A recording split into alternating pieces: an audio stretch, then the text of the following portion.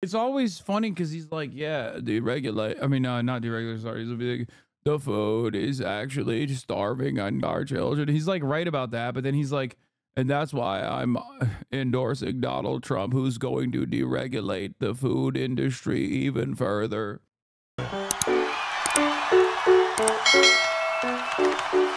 Joining us now is Robert F. Kennedy Jr. Welcome to Fox News Sunday. Shannon, thanks for having me. Okay, so let's get this out of the way up front. You and President Trump not always fans of each other. He posted on social media earlier this year, he's one of the most liberal lunatics ever to run for office. A phony radical left fool whose poll numbers are terrible and getting worse. The New Yorker said just a couple of weeks ago this: in a recent text exchange, Kennedy told one person that Trump was a terrible human being, the worst president ever and barely human. He is probably a... I haven't read your text, so you can speak to that, but how did you get from that position to Friday night? Well, you know, it became clear to me that I did not have a path to victory. 16 months of not being able to get on any network really except for Fox. And I had, in fact, when Ross Perot ran, in the 10 months that he ran, he had 34 appearances on the networks. I had 2 appearances in 16 months. So I was blocked out from the networks. I was blocked out from the debate. I had no path to victory. President Trump had been reaching out to me, and I talked to him a few hours after the assassination attempt, and we had a long conversation by phone. I then had 2 extensive meetings, and there were issues, the broad issues that were most important to me, the ones that brought me into the campaign, which was ending the Ukraine war, ending the censorship, and protecting children's health. We're all reforming our food supply, all the things that we need to do to make our children healthy again. Those are all things that President Trump also wanted to work on.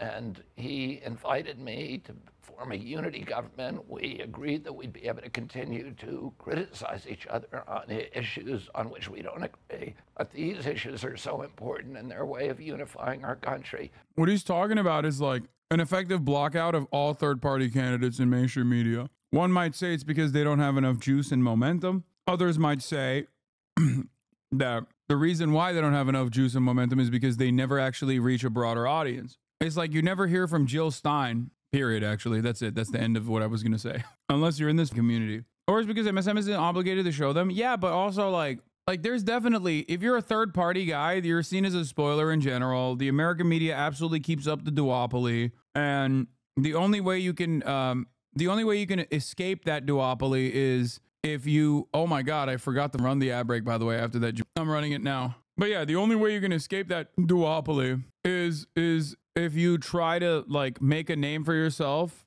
in independent media, which is barely going to help you with like 6%, which is where he was at. Just the way that our electoral structure works, it doesn't matter. You know, you're never gonna cut it. We need in this country to reach a point where we love our children more than we hate each other.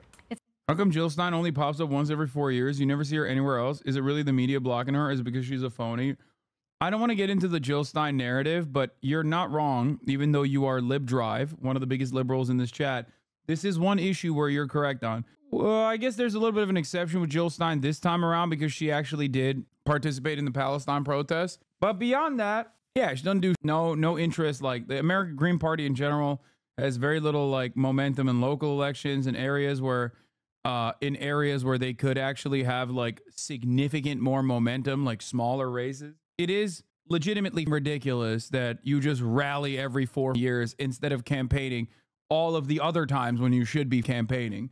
And yes, I do think that she is a grifter. Okay, that's it. That's how I feel about it. That's why I don't usually talk about it. It's fine if you want to vote for her.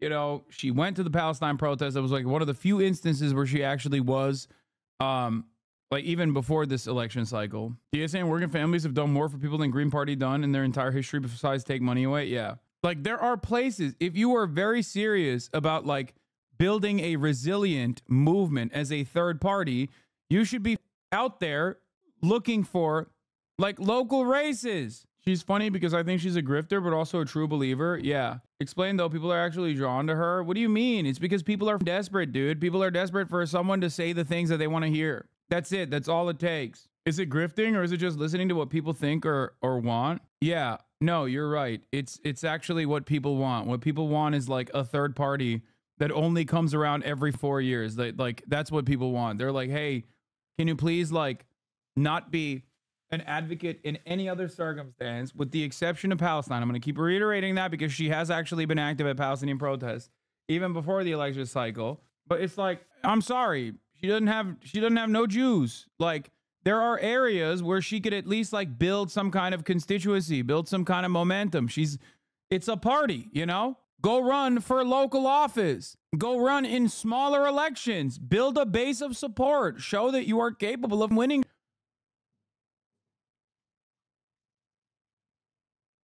It's crazy. They should have been like the British Greens, completely different with them. Yeah, like Greens are oftentimes seen as a spoiler in the Western world, or kooky in general. But the lawmakers are removing options arbitrarily. Okay, you're talking about Georgia, okay, and you're talking about it because Tuesday you are obviously the #1 advocate for the PSL, okay. And let me tell you something. You're not wrong. We're not talking about the PSL though. Even though the PSL has similar issues as well. They're more so an important voice in activism and organizing in general, not so much when it comes to like actual politics in general, okay? Green Party's even worse than that. Green Party's even worse than PSL. Jill Stein wasn't even at the Palestine protest. No, she's been around. Like, she's gone to like other Palestinian protests and shown support, but it doesn't matter. The Jill's 9/11 trutherism beat was whack as hell back in 2016 as well. Yeah, I don't really care about that. Yeah, whatever. Who cares? You know this already. I think that every woman is allowed to have one incredibly kooky opinion. Anyway, it's a good unifying theme that I think a lot of people could get around. It's how we get there. That's always the devil is in the details. Have you all negotiated over or talked about a cabinet position, another position within? I'm not comparing the PSL to Green Party. If I were to make that comparison, I would say that the PSL is significantly better. What are you talking about? I literally hype up the PSL all the time. So much so that you have PSL Andes in the chat constantly chirping at me and saying ridiculous, like the PSL is more organized than the DNC. Okay, now you're delusional. You did it. You reached the point of delusion. Okay, so then they're the biggest losers on the planet? Like, what argument are you making? Like, what the? I'm saying they shouldn't be removed from the ballot. I agree with you. I agree with you. Why are you constantly punching down on PSL instead of just supporting it, brother? Oh my God. Take me out back, dude, and just take me out the pasture. I'm done. A Trump government in exchange for your endorsement? No, there's been no commitments. But I met with President Trump, with his family, with his closer advisors, and we just made a general commitment that we were going to work together. What about the states where you're trying to get off of a number of swing state ballots to say, I'm going to stay on a number of state ballots, but in these swing states, I'm going to try to withdraw myself and ask my supporters, or at least you're telling them, think about supporting President Trump. Did you negotiate over which states you would try to withdraw from? Yeah, I mean, we all knew which states they were. They're basically in the swing states. PSL is Party for Socialism and Liberation. Whenever you go to a left-wing protest and you see the Babas Noye, whatever font on a neatly designed placard, know that that was probably done by a PSL member. Yeah. PSL member here. It's a contrast that we know the elections are rigged and use it as a way to spread the message and build ranks when people tune into politics. In other times, and even still now, we're on the ground for all local issues and doing actions, raise class consciousness until revolutionary conditions. Yeah, I agree with you. And that's why I agree with you, which is precisely the reason why I don't usually or criticize PSL ever, unless there's like a really annoying chirper in the chat, like Tuesday, who does not shut the fuck up about PSL. Okay. Yeah, I mean, I will always give PSL credit. I will always give PSL credit for being at the forefront of political activism. I just mentioned that already. They're great organizers in general. Where my presence in the race would have helped Vice President Harris and would have harmed President Trump. So I'm going to get off the ballot in those states, and then we're going to stay on the ballot in 30 states. And, I'm encouraging people to vote for me in those states. Those are states where the votes, they're either all red or all blue states where their votes are not going to change the outcome of the race. But in the what a weird way to what are you doing? How strange. States where I would have been a spoiler, I'm going to get out. So it's about 10 states. Okay, so there were reports a couple weeks ago citing an official from your camp and also a Democratic official saying that there'd been outreach to the Harris camp as well to possibly discuss you working within the Harris administration in exchange for an endorsement of her. Is that true? And what happened with that? You know, I reached out to them on the same basis that I reached out to President Trump, and we actually talked to other presidential candidates, including Chase Oliver and the Libertarian Party, about figuring out ways that we could end the polarization and the hatred and the vitriol, start talking about issues. And, you know, PSL also doesn't cooperate with other socialist organizers and literally defends all the worst shit socialists have done. Yeah, I don't care, dude. Like, I don't give a shit. I'm gonna be honest with you. I'm gonna keep it $1.50. I don't care. You're talking about marginal among margins, okay? It's ridiculous. It's like, it's silly. It's ridiculous. Unless they're straight up like a cult, like a Bob Avakian style revolutionary communist cult, like I don't give a okay. And I was welcome to listen to anything from the Democrats that they were going to do something about Ukraine, about the censorship, about the child health crisis, this epidemic of chronic disease. And yeah, PSL does work with other organizers. That has now disabled about 60% of our kids. And, you know, when my uncle was President Shannon, only 6% of Americans had chronic disease. Today, over 60% do. And, you know, it's hard to find a kid today that's not been damaged by it. And it's coming from our food supply, from pollution in our environment, from toxics in our environment, and mainly from corruption in our government that allows that to happen. You've talked about, or there's been discussion that if you were to join the Trump administration in some health-related position, that you have real interest in dismantling things like the FDA, the CDC, NIH. You would like to see a focus away from infectious diseases to what you're talking about, more chronic diseases. Is it fair to say that you would try to dismantle some of those organizations? No, I wouldn't dismantle them. I would change the focus, and I would end the corruption. Right now, 75% of FDA's budget is coming from pharmaceutical companies. That is a perverse incentive. In NIH, scientists and officials in NIH who work on drug development, who incubate drugs for the pharmaceutical company, get to collect lifetime royalties from those products. These are regulators. They're supposed to be looking for problems in those products. We have these agencies that have become sock puppets for the industries they're supposed to regulate. Oh, they're not really interested in public health. Everybody, the most profitable thing today in America is a sick child. Everybody is making money. The hospitals are making money. The pharmaceutical companies are making money. Even the insurance companies make money. And we need to end those perverse incentives. We need to get the corruption out of FDA, out of NIH, out of CDC, and make them function as they're supposed to function, which is to protect public health and particularly children's health. I'm going to go back to your decision from Friday. Both you and Nicole Shanahan, your running mate, have talked about how you feel like the Democrats completely mistreated you, excluded you from the process. How much of your decision Friday is about revenge? Or bro, Trump literally accepted his endorsement, even though he originally didn't want to, specifically because you were eating away at his base. Like, what are you talking about? You recognize that? You had a phone conversation about it. He still told you to f off. Like, what the f do you mean, dude? What do you mean, dude? This makes no dang sense. Motivated by punishing Democrats in some way. It's always funny because he's like, yeah, deregulate. I mean, not deregulate, sorry. He'll be like, the food is actually starving on our children. He's like right about that, but then he's like, and that's why I'm endorsing Donald Trump, who's going to deregulate the food industry even further. Bro, I don't act in anything in my life. I don't act out of anger or revenge or resentment. It's a bad motivation. It's like swallowing poison and hoping someone else will die.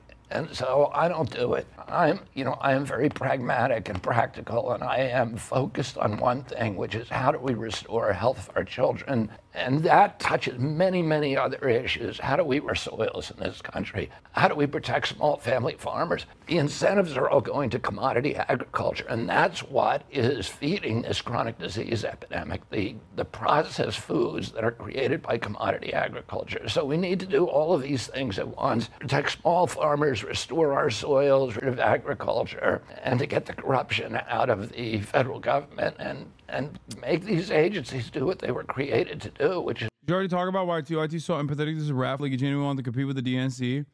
It's because Jank has a soft spot for third-party candidates getting completely obliterated by mainstream media and being cast aside as like unserious people for obvious reasons. Is to protect our health and not serve the mercantile interests of the pharmaceutical companies and the processed food industry.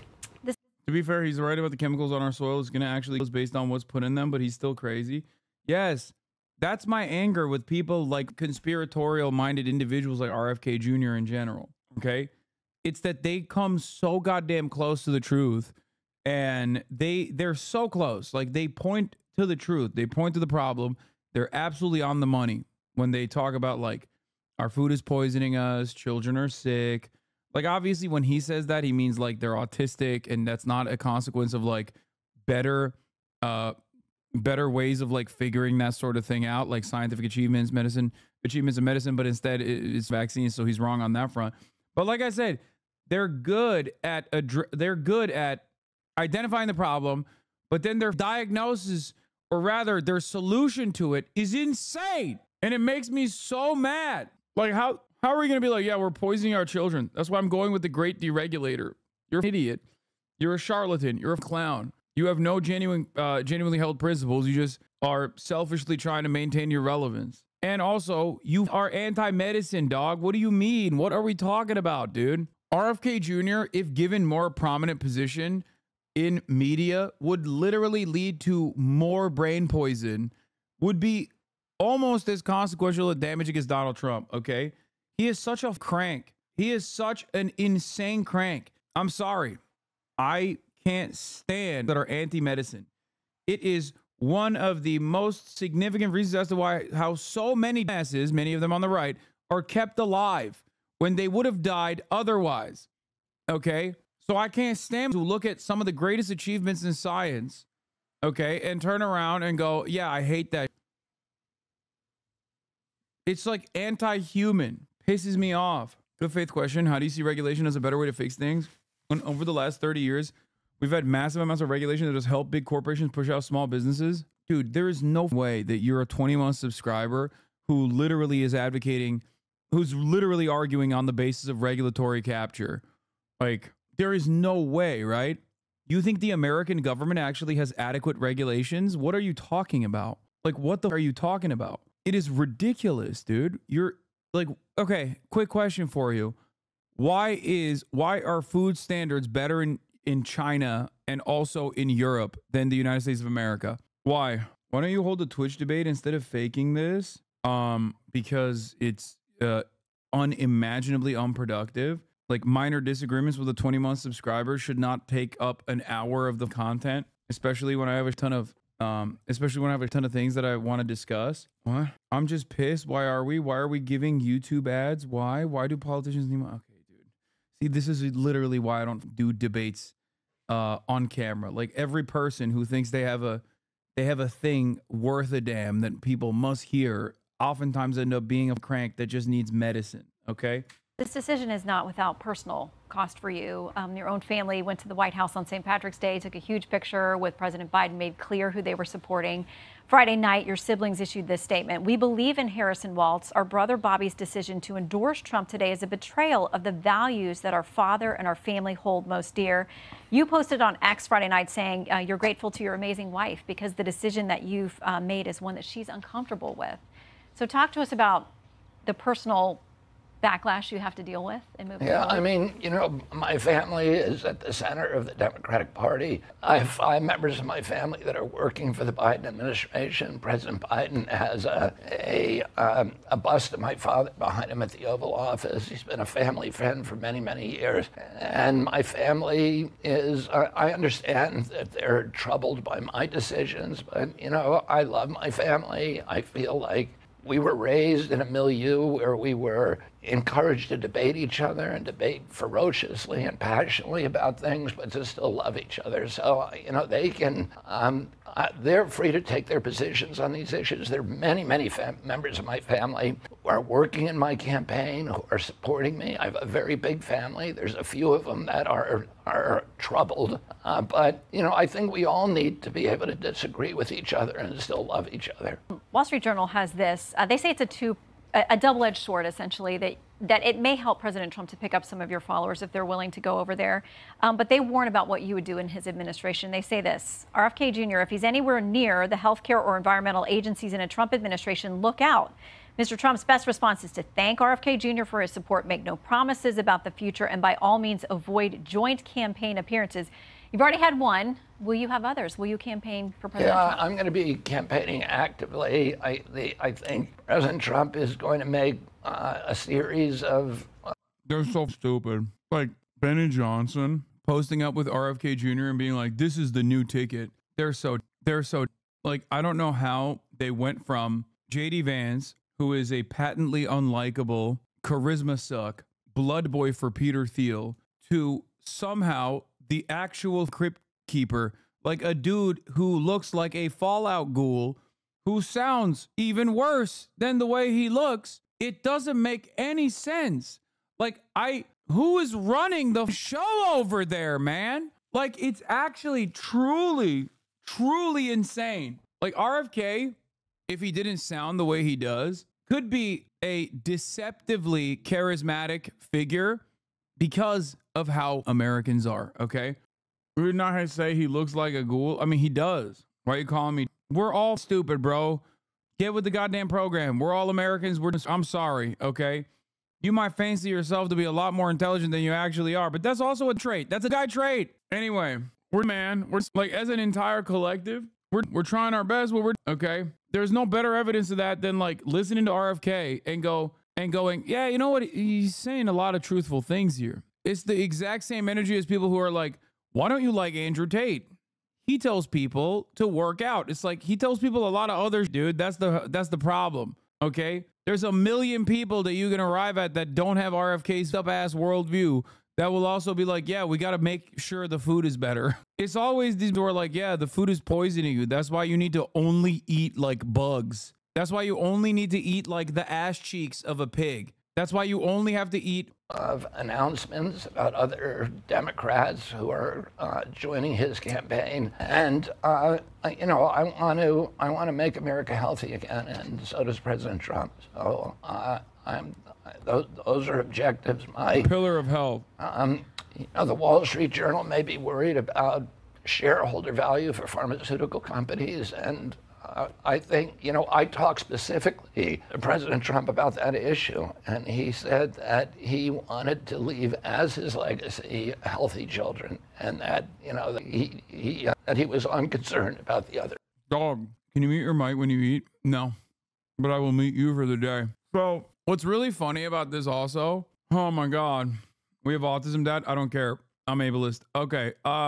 What I also find hilarious about RFK Jr. is that if a Republican was voting for him instead of voting for Donald Trump, the only reason why they were doing so is because they thought Donald Trump wasn't anti-vax enough.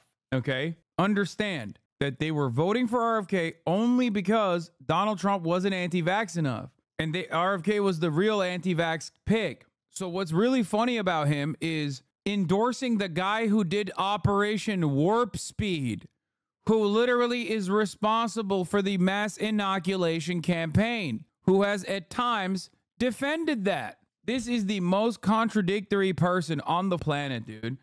He cares about vaccines, but takes TRT, steroids.